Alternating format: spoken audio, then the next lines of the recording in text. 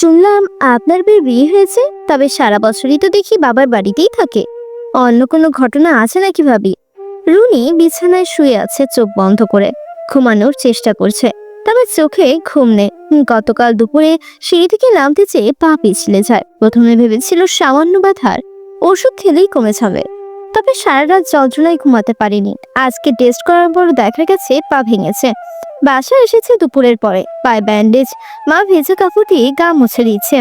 এখন খাবার খেয়ে বিছানায় শুয়ে আছে। রুনার পা ভাঙবার খবর শুনে এখানকার অনেকেই দেখতে এসেছে। পাশের বাসার আন্টি এসেছে। রুনাকে দেখে এখন মায়ের সাথে গল্প করছে বসবার ঘরে বসে। রুনার মা মাহমুদা খানম বলেন, রুনাকে আমরাই এখানে রেখেছি আপা, পড়াশোনা শেষ হোক, তারপর না হয় যাবে। আর আমাদের তো অনেক ছেলে মেয়ে না, এক ছেলে এক মেয়ে। ছেলেটা থাকে দেশের বাইরে, মেয়েটা কাছে থাকলে মনটা ভালো লাগে। রুনা বুঝতে পারে মা কথা কাটিয়ে নিয়েছে। রুনার বিয়ে হয়েছে 1 বছর 3 মাস হয়। অবশ্য রুনার পছন্দের ছেলের সাথেই বিয়ে হয়েছে। পছন্দের মানুষকে বিয়ে করতে হলে অনেক অপরিচিত দৃশ্যের মুখোমুখি হতে হয়। রুনারও তেমন ঘটনার সাক্ষী হতে হয়েছে।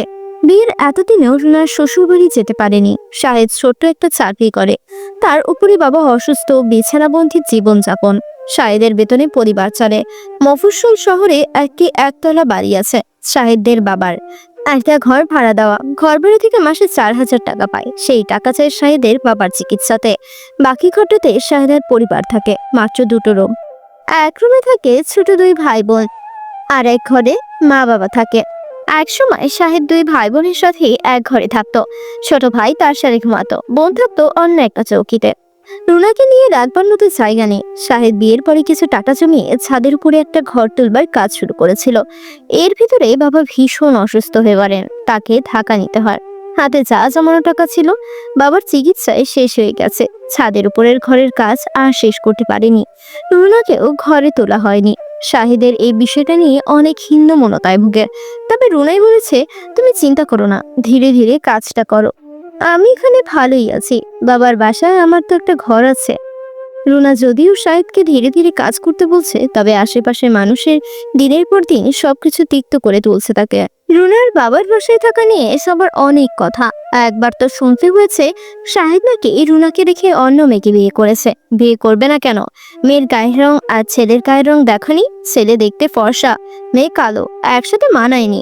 রুনার মা এসে বলে, রুনা আশেপাশের মানুষ বলে শাহিদ নাকি তোরে রেখে বিয়ে করেছে, তাই তোকে আর নিবে না। তুই এক কাজ কর, শাহেদকে একবার আসতে বল, 2 দিন এখানে থেকে যাবে। পরের সপ্তাহে মায়ের অনুরোধে রুনা শাহেদকে এখানে আসতে বলে। রুনার মা চায় শাহেদকে নিয়ে যেন শহর ঘুরে দেখে। রুনা যদিও শাড়ি পরা শিখিনি এখনো, সেদিন মা শাড়ি পরিয়ে দিল। রুনা শাহেদের সাথে রিক্সায় শাড়ি পরে ঘুরলো। শাহেদের হাত ধরে বাসা থেকে বের হলো। শহরের পথঘাট ঘুরে রাতে বাসায় ফিরেছে। মানুষের অনেক কথা রুনাকে শুনতে হয়, শুধু রুনা যে শুনে এমন না, রুনার বাবা মাকেও শুনতে হয়। যেন রুনার এখানে থাকা অপরাধ। রুনা চোখ বন্ধ করে আছে, ইচ্ছে করছে ঘরের দরজা চাপিয়ে দিতে, যেন সামনের ঘরের কথায় কানে না আসে।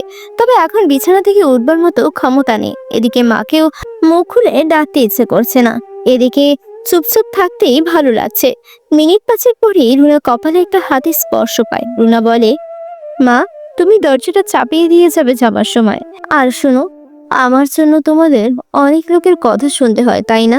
এই যে এখানে আছি, এসব নিয়ে তোমাদের কোনো খারাপ লাগা নেই তা আমি জানি। তবে আশেপাশের মানুষের অনেক কৌতূহল, আঘাত দিয়ে কথা বলে, এসবে তোমরা কষ্ট পাও বুঝতে পারি। তবে মা, বিশ্বাস করো, শাহেদ অনেক ভালো ছেলে, আমাকে অনেক ভালোবাসে। তোমার মনে আছে ছোটবেলায় তোমার আর বাবার সাথে আমি কোথাও গেলে মানুষ আমার গায়ের রং দেখে বলতো, মেয়ে তো মায়ের মতো সুন্দরী হয়নি, হয়েছে বাবার মতো কালো। এই মেয়েকে বিয়ে দিতে অনেক ঝামেলায় পড়তে হবে। তখন আমি ছোট ছিলাম, খারাপ লাগতো এসব কথা শুনে। আমি তো মা অতটা কালো না, তবে তোমার মতো ফর্সাও না, শ্যাম বর্ণে। শাস্ত্রে যখন নিজেকে আয়নায় দেখি, আমি আমার প্রেমে পড়ে যাই। মা, তুমি জানো, শাহিদের চোখে আমার জন্য মুগ্ধতা দেখেছি, ভালোবাসা দেখেছি। ওর মতো করে কেউ ভালোবাসেনি তোমরা ছাড়া। একদিন ওর একটা ভালো চাকরি হবে, আমাদের ঘর হবে। দেখো মা, তখন আমি এখানে থাকবো না, তুমি কিন্তু আমাদের বাসায় বেড়াতে যাবে। আমি নিজে রান্না করে তোমাকে খাবো। রুনা কাঁদছে, যদিও চোখ বন্ধ, তবে চোখের পাশ থেকে গাল বেয়ে পানি নামছে। রুনার চোখের পানি মুছতে মুছতে শাহেদ বলে, রুনা দেখো, তোমার ঘর হবে, আর তোমার মা বাবা দুজনেই যাবে। তুমি নিজের পছন্দ মতো রান্না করে খাওয়াবে। রুনা শাহিদের গলা শুনে চোখ খুলে দেখে মাথার পাশে শাহিদ বসা। মাকে ভেবে শাহিদের সাথে এতক্ষণ কথা বলেছে। কি বোকা রুনা, টের পায়নি ঘরে মা না শাহিদ এসেছে। অবশ্য শাহিদের গায়ের পারফিউমের ঘ্রাণ চিনে, তবে দুদিন হয় ঠান্ডা লেগে নাক আটকে গেছে, কোনো ঘ্রাণই নাকে আসে না। শাহিদ রুনাকে উঠিয়ে বসায়, খাটের সাথে হেলান দিয়ে রুনা বসে, পায়ের নিচে একটা বালিশ দিয়ে দেয়। খোপা খুলে গেছে, চুলগুলো হাতের মুঠোয় নিয়ে খোপাটা বেঁধে দেয়। মুখের পাশ থেকে চুল সরিয়ে কানের পাশে গুজে দেয়। রুনার চোখ ভর্তি পানি, চোখ মুছে নিয়ে বলে, তুমি কখন আসতে? আমি তো ভেবেছি তোমার পরে জানাবো। নিশ্চয়ই মা জানিয়েছে, তাই না?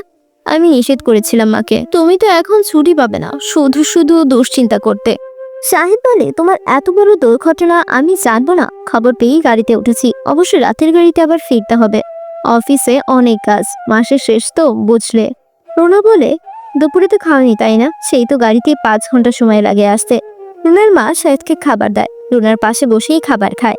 শাহেদ রাত 9টা পর্যন্ত রুনার পাশে থাকে, তারপর রাতের গাড়িতেই আবার কর্মস্থলে রংপুরে চলে যায়।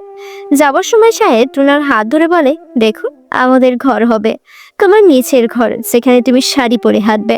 আর শোনো, পৃথিবীর সবচেয়ে রূপবতী মেয়েটা আমার বউ। রুনা শাহেদের কথা শুনে মৃদু হাসে। রুনার পা ঠিক হতে 1 মাস লেগে যায়। রুনা সেদিন মায়ের সাহায্য ছাড়া একাই হাঁটে, নিজেই গোসলে যায়। গোসল করে এসে মায়ের একটা শাড়ি পরে, অনেকদিন পরে শাড়ি পরেছে। শাহেদের অফিস কাছাকাছি হলে ভালো হতো, দুপুরে ওর জন্য খাবার নিয়ে যেত। শাড়ি পরা রুনাকে দেখে অবশ্য চমকে যেত।